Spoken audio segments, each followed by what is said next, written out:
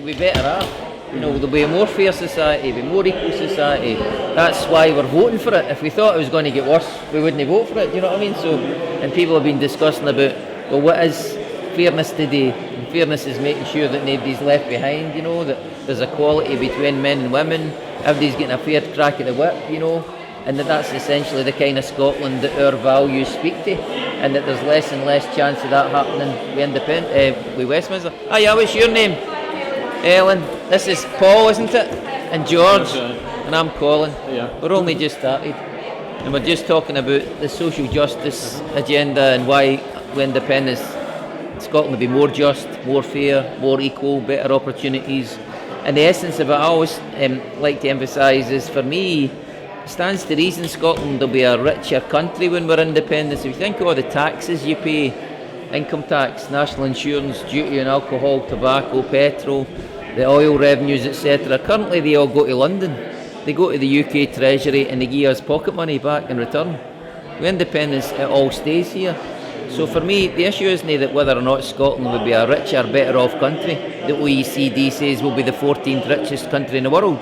So an independent Scotland will be richer than France is today, richer than Italy is today, richer than Japan is today. But with that extra wealth, it gives us a chance to address those things that we're absolutely horrified by. The fact that there's 1 in 3 children in Scotland living in poverty and deprivation. The 21st century, 14th richest country in the world. Yet there are kids that don't have a proper pair of shoes for the winter. They're going to school in the winter in the same trainers they wear in the summer, They don't go on school trips.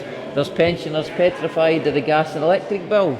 And so they're putting on an extra sweater when they should be putting on an extra bar of the fire. We've got 1,000 food banks, the equivalent of the soup kitchens of the 1930s. They're all the things that people in Scotland are horrified by. The question arises, is we more likely to get rid of that by staying with Westminster? Or are we more likely to get rid of it with independence, where our social democratic values are to the fore, and that we get the governments that we want, with the philosophies we want, with the priorities that we want, So that's essentially it. And it's really up to you to ask questions and say what you think about it. I didn't have a lot of questions, to be honest with you. Right, that's fine. Yeah, grand. What about yourself? No, I'm kind of quite a definite yes. I'm really excited by what I'm hearing with kind of Robin McAlpine and the Commonweal and the Reid Foundation. Just the hope of having an absolutely different way of being. We've had Westminster, we saw what happened with Thatcher, we assumed that was just temporary and that Labour would come back and solve all our problems, and actually Labour became more like Conservatives. I think the system in itself at Westminster corrupts. I think it's too powerful, I think it's too huge a base, and people that get there don't know how to work it. And then we see Labour now, they offer nothing. They are moving into, they use spin doctors to determine what their policies will be. They are coming with no credible, whereas they used to stand up and say, we believe this, we believe that, and people came from the different beliefs, people who believed that business was more important. There is no argument now. The finance and the money markets have determined what it will be, and there are economists, the most important economists in the world, who are saying that's a fail. It's a failed system. You have to move away from monetary values being the sole driving force of economies. We know it works. We know we've got Norway, Denmark. There are other models that are actually doing it, and I think, why are we not? So for me, independence and social justice, when we had our Indy reasons and we were talking about them on social media, for me it was self-determination and social justice. That The thing is, Thatcher famously said when she was asked what was her greatest legacy, she said Tony Blair. In other words, like her values, she was a Tory, and he paid her the greatest compliment he could, because he privatised the health service, he privatised education, he took us to Warner Act, all the things that she believed in that Labour was against. Along comes Blair and carries through the same agenda. But I think you put your finger on it. The reason why support for independence is so higher ever than it's ever been before, is because essentially the other side are asking you to wait for a Labour government. Just wait for a Labour government, and you say, we had 3 of them, they were rubbish, and this Labour government wants us to accept 90% of the Tory cuts, the bedroom tax, go to war, forget all these social democratic values the Labour Party was founded on. and we refuse to do it because it's a better world, it's a better place to live in that, So that's fantastic. No, there are no reasons. I ask, when I speak with people who tell me no, I have asked, well, I've been involved now for a few years in the campaign, and I seriously seek out reasons for no. And because I think if it happens, I need something to clutch onto, one good reason why, and I've not heard any. In terms of it feeling more inclusive, maybe it would feel more inclusive to stay, but in terms of the reality of decision making and power and how things can change, I can't find any no's. What's changed? I grew up in Motherwell, so are you? Whereabouts? Is that right? Fantastic. Mummy! Right, but I grew up in Motherwell and I remember it, when I was a teenager, my granda worked for the British Steel Corporation. Your phone get put in by British Telecom. You went to work on a British rail train. You got your energy for British gas. You voted for the British Labour Party. In fact, I was speaking at a Yes event in Strathclyde Park a couple of weeks ago and I said, see, when I grew up, the only people who didn't vote Labour in Motherwell voted Communist. Right? So you grew up with this strong British identity, British. And then in the survey in 2011, the census when they came round your door, when the results came out, they found that 81% of the population of Scotland now define themselves as Scottish, not British. So even in those 30 years, that's a profound change when people identify themselves. I'm Scottish, I'm not British. And in my speeches at public meetings, I like to emphasise and make the point clear. Of course, Britain isn't a country. Britain's made up of, it's a political union made up of 4 countries. So there, in the world today, that's odd. Political unions are an oddity. There's not too many of them, right? Whereas there's 260 independent free countries out there. And all Scotland is looking for is the same right to self-determination that they take for granted. So we're not looking for any favours. We're not looking for a lottery win each, We're no special. We're not looking for all Jimmy Wiggs and New Scotland jerseys. We're just saying, we are a country. We're not a province of Britain, are we? We're not a province of England or Britain. We're a country and we're just entitled to determine our own values. The other side trying to give you the impression, the world will fall in, the walls will fall down, your roof will fall in if you don't do things the way they've done them before. And I think people are just saying, well, all these other wee countries are surviving. They're doing well. Norway's the richest country in the world. It's only a hop, skip and a dance across the North Sea for us. Oil, same problems and issues to trace as we've got, and they're doing fine.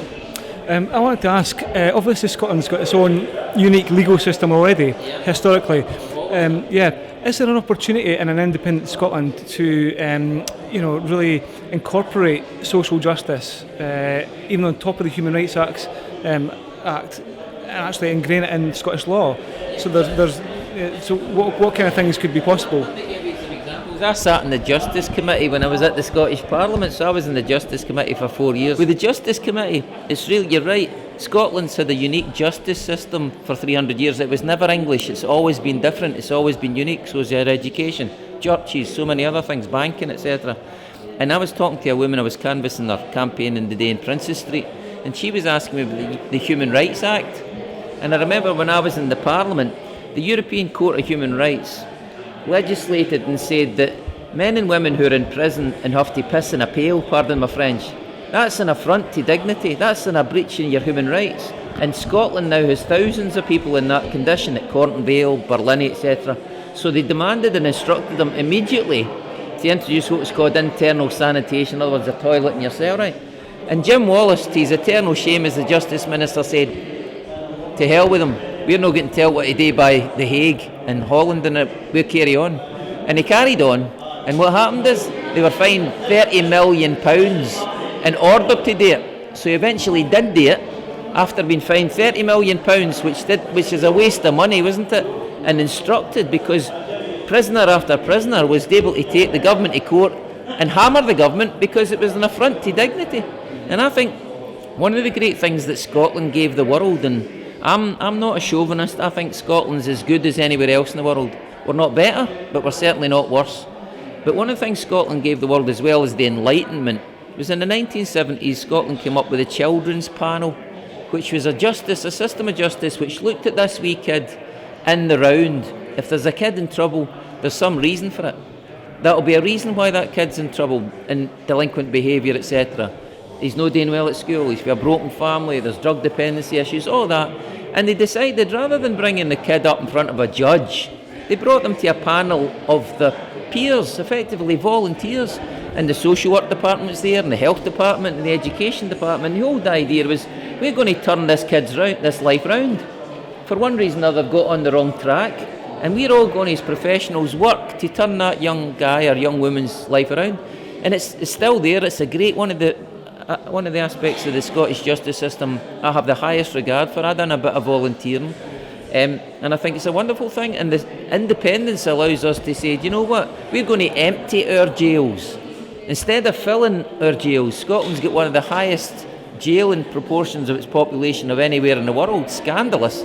Instead of building more and more prisons and putting more and more people into them who just have recidivism because there's no nothing in with them, no rehabilitating them, we're going to learn from Scandinavia and other places and say, do you know what? They don't send them to jail in the first place. They say, if you've offended society, then we want to work with you to help society, to help you, and you pay a debt to society rather than society pays £36,000 a year to stick you in the barrel so you can learn how to housebreak or break into cars when you went in for cannabis. Do you know what I mean? That's what independence affords us. It's about new values, a new approach. None of this hang them and flog them brigade, you know. It's we're going to treat our problems holistically. You know, laddies and women are coming out of prison. They say, right, where are they going to stay? Where are they going to work? How are we going to build the relationships they had with their family and friends, etc.? And that'd be far, far more valuable, far more likely to succeed and construct that better society that we want to have, you know. So I think it's almost like, you know, your horizon is as far as you like, you know. The things that we can do in that regard are phenomenal. We've done them before. Right, I've got a couple of questions for you that are totally unrelated to what we've just spoken about. This is actually from guys. Yeah, actually, hello. No, guys have got in touch with us on the internet, on social media, to ask a few different questions, which I've given to certain different panel members. For example, yes, we've got. Right, here we go. The first one is: what land will Scotland own in regards to borders and sea as well? Borders and sea? You mean after we're independent? Yes. Well, the thing is, the borders thing comes up quite a lot. It's really interesting. With a woman before, and she was saying her dad's 91, he lives in Wales. With independence, will she be able to bring him up here and look after him in that? And we're saying we have this thing across Europe called the Schengen Agreement that means that people are allowed to freely travel and work anywhere in Europe. So I say to people, we have a border just now. We have a border between Scotland and England, don't we? When you're going down in the train, and the driver, if he's bored, will say, that's us crossing the English border, right? And on M74 border, right? That'll be exactly the same as that, you know. So the borders, I don't think you'll notice any difference at all. And territorial waters, this is an interesting one because 95% of the oil in the North Sea is in Scottish territorial waters, right? But they're crafty at Westminster because you know how the border goes from Carlisle up to Berwick, doesn't it? And it's a diagonal. I think 30 years ago when it got to that, it just went straight across. Now it goes straight up towards Aberdeen, right?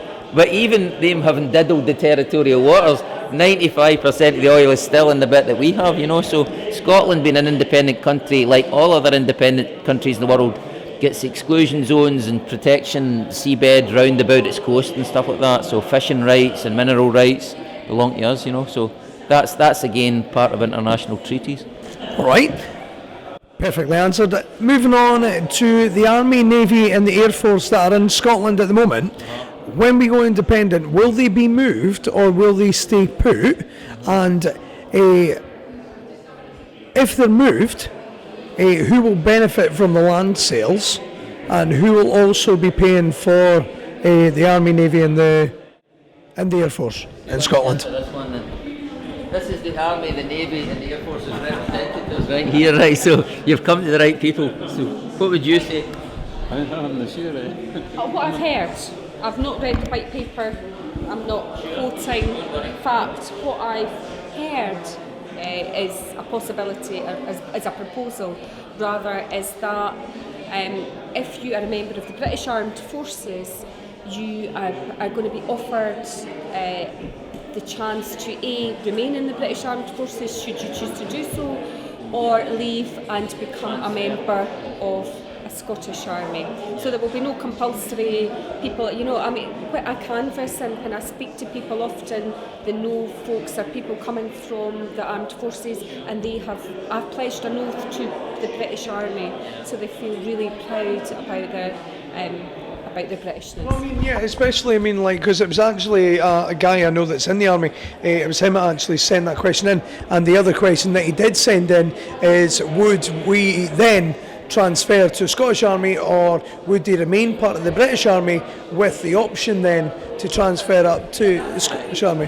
No one will be forced. Someone who's pledged their allegiance to a British Army will not be told, actually, you're not in that British Army anymore, you're going to be made to be in the Scottish Army. That wouldn't work. I mean, it is about alliances. So what I'm told is that anyone who feels they want to remain in the British Army is going to be absolutely empowered to do so, and people who make the decision to instead become soldiers for a Scottish thingy will come from that. I mean, I imagine that, what I believe, and I've seen facts, can't quote them, is that actually the British Army has been pretty decimated by the Westminster government over the last 5 years. A lot of people have been sent their P45s. It's not as though being part of the Better Together campaign is going to make the British Army any kind of stronger than it is. It's actually lost a lot of jobs, a lot of bases.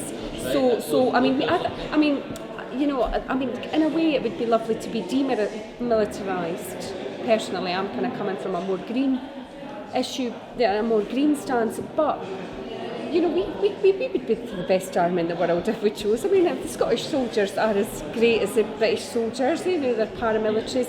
I'm sure if we chose to have that base, I think it'd be a great opportunity to have a bigger naval base for. I mean, what I would hope is that a Scottish army would maybe be a lot less reluctant to charge into illegal wars. I mean, during the Iraq, when Tony Blair, there were 250,000 people on the streets in Glasgow, Scotland. There was mass campaigns against going into the whole of the country said no, and because we don't have that citizens' right charter, because we don't have that written constitution, our government was able to do that. Had we had a written constitution, they would have not been able to take that. So that's another layer of democracy that we can put in place that will stop actions being taken not in our name. Yeah. You're absolutely right. The thing about soldiers who've signed up as a contract or a covenant to be in the British Army, that'll be respected after independence. So if you want to stay with the, 3rd Anglian Regiment, whatever you join, then you're in it until that contract runs out. But the other good thing, it's in the white paper, they don't talk about the Army anymore or the Navy, they talk about the Scottish Defence Force, which is your point really. I like that because it's more about we'll defend ourselves. We ain't going to go attacking people willy-nilly. You'll not find Scottish soldiers in Iraq anymore with independence. You'll not find Scottish soldiers in Afghanistan, and you won't find the Scottish Navy threatening the rest of the world with nuclear annihilation. So there's good reasons for independence, isn't it? Thank you very much.